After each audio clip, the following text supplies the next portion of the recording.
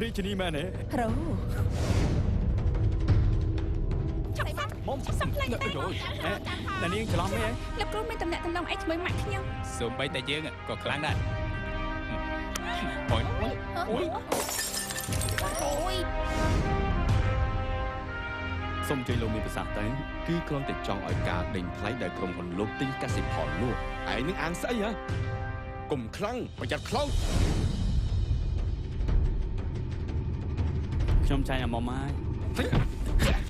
តែមិនសុខខ្ញុំ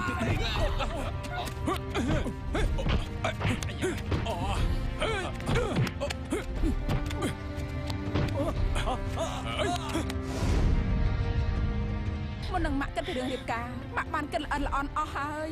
ប៉ុន្តែរឿងរៀបការនេះកូនអត់យល់ព្រមបានទេអត់ទេអត់ No មើលអាឡាយអញ្ចឹង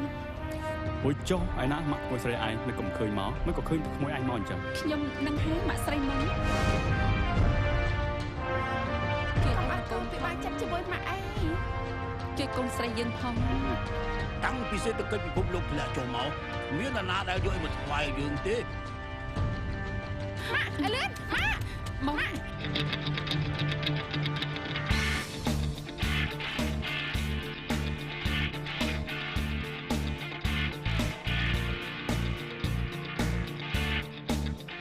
អូបាទមិនមែនទេគឺជាកូនស្រីខ្ញុំតា